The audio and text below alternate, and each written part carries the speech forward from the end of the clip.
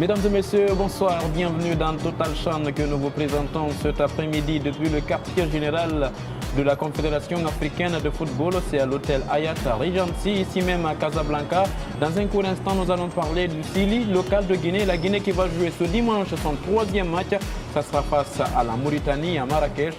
Mais bien avant de parler de cette rencontre, nous avons interrogé quelques acteurs de cette équipe sur le départ de Kamfouri Lapé Bangora. Qu'est-ce qu'ils en pensent? Nous ferons le point dans un court instant.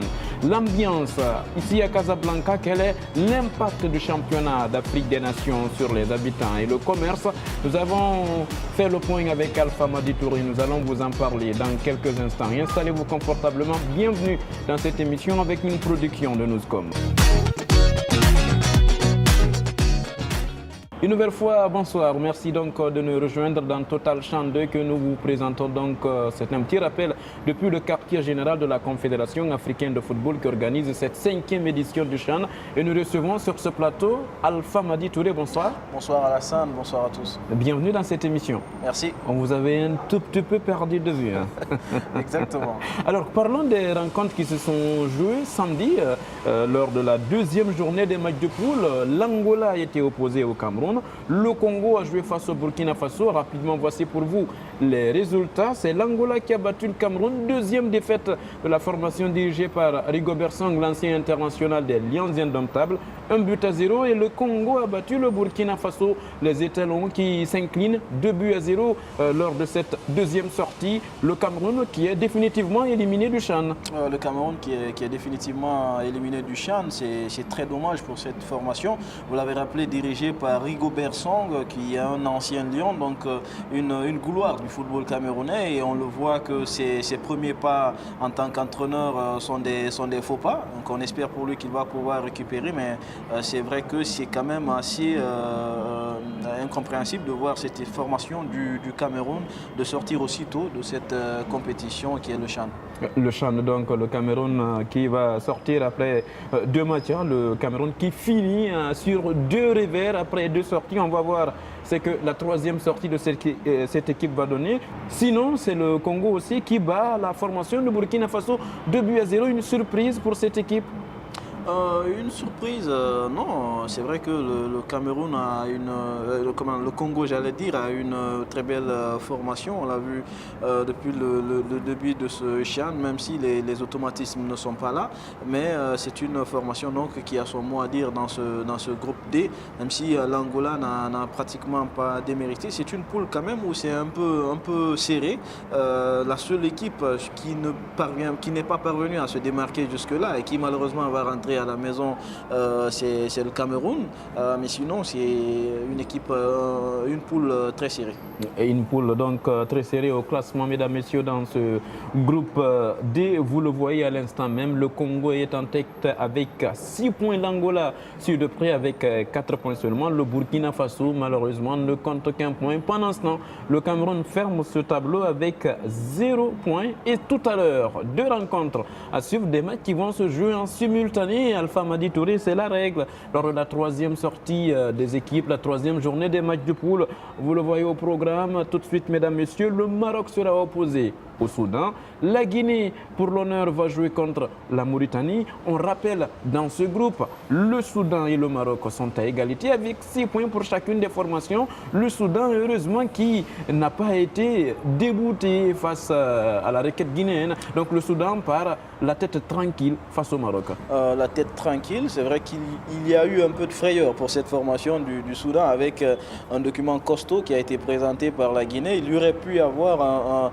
une situation défavorable à cette formation, mais heureusement qu'elle part avec ses 6 points face au Maroc qui a également 6 points. Donc ce sont des équipes donc avec le même nombre de points qui se rencontrent, qui sont déjà qualifiées. Donc ça va être un match, on imagine déjà fair play, un match pour la première place, mais pratiquement pas grands enjeux donc dans cette rencontre. Et comme le prévoyait, le calendrier Maroc-Soudan va se jouer au stade Mohamed V de Casablanca. Pendant ce temps, la Guinée va affronter la Mauritanie, loin de Casablanca.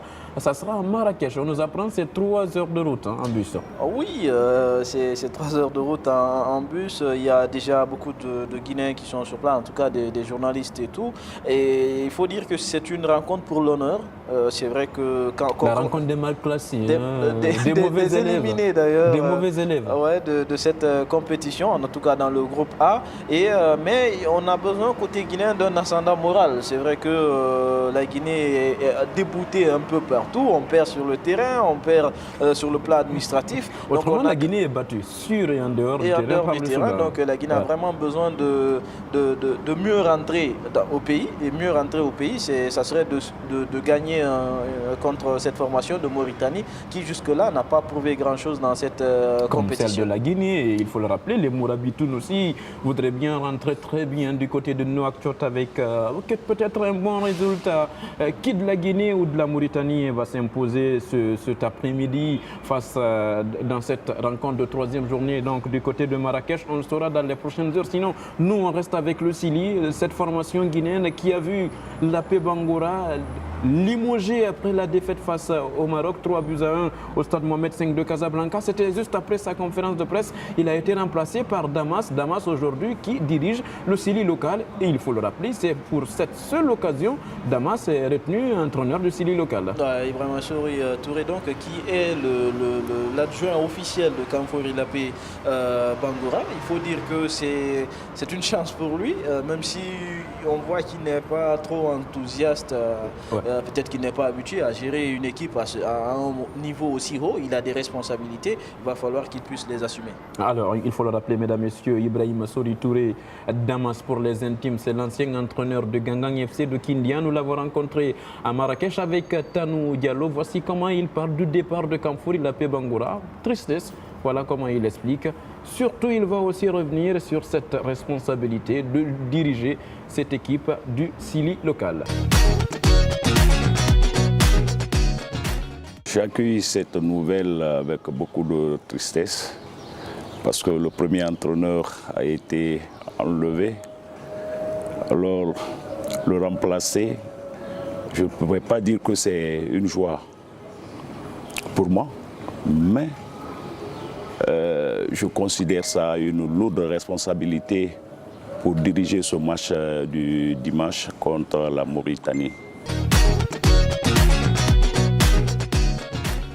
C'était là donc Ibrahima Touré. Damas, on reste dans cette équipe encore du Sili.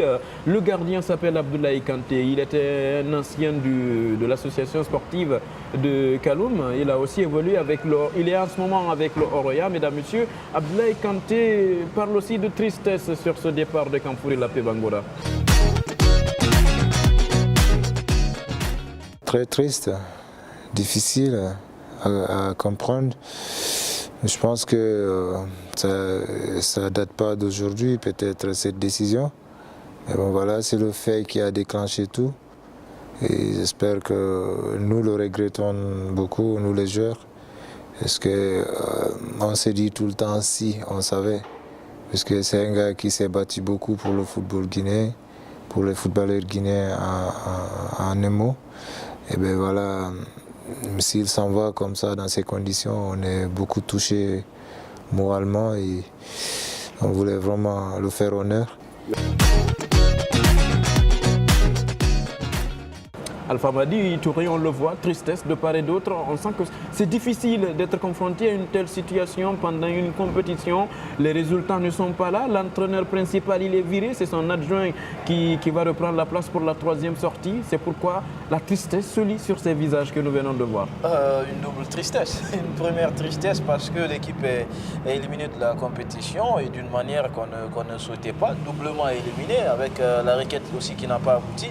Après, vous avez quand même Ibrahima Touré qui est l'adjoint de l'AP dans la compétition. L'AP est renvoyé. On imagine que dans son speech, dans son discours, il ne peut qu'avoir une position comme telle. C'est quelqu'un avec qui il a collaboré, avec qui on imagine qu'il garde de bonnes relations. Et donc, du jour au lendemain, il ne peut pas changer de retourner de veste. Après, il y a Abdoulaye Kanté qui est un joueur qui a en qui la paix a une certaine confiance. Ouais. Donc, voilà. Il a gardé les 2 premiers matchs, on va voir. Est-ce qu'il va garder le 3e match? On ne le sait pas pour le moment. Je le rappelle, mesdames, messieurs, l'élimination guinéenne, c'est une élimination précoce. Il ne s'attendait pas du tout à sortir au premier tour. C'est pourquoi ce joueur que nous avons rencontré avec Tanou Diallo du côté de Marrakech présente des excuses au public sportif guinéen. Pour lui, il faudrait les pardonner. C'est un accident de parcours. La chance n'était pas de notre côté, parce qu'il n'y a pas ce qu'on n'a pas fait sur le terrain pour pouvoir obtenir cette qualification. Mais malheureusement, tout ce que Dieu fait est bon, on est déçus. Et moi, je vais profiter de l'occasion pour présenter les excuses au nom du groupe. Peut-être d'autres aussi ont l'occasion de les présenter, peut-être sur les réseaux sociaux, comme je ne suis pas trop fréquent là-dessus. Mais moi, je profite de l'occasion pour présenter nos excuses, que nous sommes vraiment désolés. Que le peuple guinéen sache que nous partageons la douleur qu'ils ont aujourd'hui au pays. C'était là donc Désiré Yaovi qui présente des excuses au public sportif. Il fallait bien jouer pour ne pas en arriver là, il faut le comprendre. Il faut le comprendre. C'est vrai que Désiré, ancien du Satellite FC, qui évolue aujourd'hui du côté du CI Kamsar, du Wakria, j'allais dire, qui est un très bon défenseur, mais qui entame mal la compétition. Il paye les frais. D'ailleurs, il ne joue pas la 2e rencontre. Donc voilà, c'est un jeune joueur qui a besoin d'expérience, mais son discours n'est pas un jeune discours. C'est un discours de responsable qui, à travers lui, il appelle même ses amis à faire la même chose, à demander pardon à ce public guinéen, mais on ne va pas continuer. Et surtout ce qui marque un peu, il dit qu'il n'est pas présent sur les réseaux sociaux. Justement, mais dans il profite, il en profite. Heureusement que nos productions sont sur les réseaux sociaux et que les gens vont entendre, mais ça doit être une piqûre de rappel pour nos dirigeants aussi. Hein. Si eux, ils demandent des excuses, il faut que eux aussi, nos dirigeants demandent des excuses et surtout qu'ils travaillent à ce que notre football soit amélioré. Total Chant se poursuit, mesdames, messieurs. Parlons à présent de l'arbitrage, de ces hommes qui sont souvent au milieu du terrain, les maîtres du jeu. On a rencontré pour vous le président de la commission des arbitres de l'instance dirigeante du football africain. Il s'appelle Souleymane Ouabiri. Dans cet entretien accordé à Richard Na, il nous parle ici de la préparation des arbitres africains retenus pour le mondial. Ils sont en train de se préparer à travers ce champ, surtout de l'introduction de l'arbitrage vidéo qui viendra donc au cours de ce championnat d'Afrique des Nations. Chaque matin, les arbitres s'entraînent sur le terrain au complexe Moulay Rachid. Il y a 4 ou 6 caméras qui sont là, il y a une camionnette de régie qui est là, tout est en place. Nos arbitres de la Coupe du Monde, vraiment, ils sont très contents au moins de faire des tests avant la Coupe du Monde. Ils sont bien ciblés maintenant. Et au niveau des entraînements, tout se passe bien. Je vous le disais il y a de cela quelques instants au sommaire de cette émission, mesdames, messieurs, Total Chan. Voici pour vous l'impact du championnat d'Afrique des Nations sur les habitants de Casablanca. Nous avons rencontré pour vous un étudiant marocain. Pour cet étudiant, l'organisation de ce chan est une façon de raffermir les liens d'amitié entre lui, étudiant marocain, et d'autres qui viennent un peu partout de l'Afrique. On le suit, il a été interrogé dans les rues de Casablanca par Alpha Madi Touré et Alia Alama Bangora. Je remarque beaucoup des Africains qui viennent au stade et supportent leurs équipes. Mais moi, j'ai regardé le match du mercredi, le Soudan contre la Mauritanie. Et j'ai supporté, une Soudanaise m'a donné un drapeau. J'ai commencé à dire Soudan, Soudan, Soudan. Donc je pense que cette CHAN va apporter beaucoup de cohésion entre les Africains et tout ça.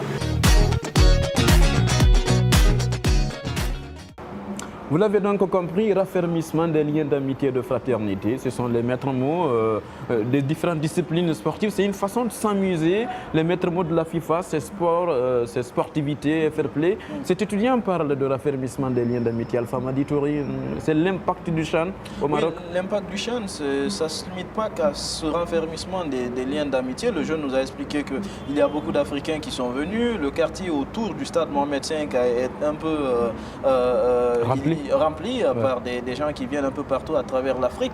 Nous avons aussi rencontré un chauffeur de taxi à bord même de son véhicule où il nous expliquait un peu l'impact de cette compétition. Nous sommes aussi allés dans une boutique où on achète des vêtements, le petit commerce. J'imagine que ça rapporte des clients. Exactement, et le monsieur il nous a raconté donc qu'il y a des clients à travers ce CHAN qui sont venus à sa boutique et qu'il y a eu des achats donc, qui ont eu lieu. Donc ça veut dire qu'il y a un impact certain, même si ce n'est pas aussi énorme comme si c'était une Coupe d'Afrique des Nations par exemple. Merci à vous Alpha Madi Touré. Merci Alassane. On va vous retrouver peut-être prochainement en Russie pour l'impact du mondial en Russie. Mesdames, Messieurs, ça n'est pratiquement terminé au compte de ce nouveau numéro de Total Cham. Ça a été un plaisir de vous savoir très nombreux devant vos petits écrans. Il y avait Ali Alama Bango et Lamara Nasso à la caméra et au montage. Richard Na pour la réalisation. Et je vous retrouve très prochainement avec ce même plaisir.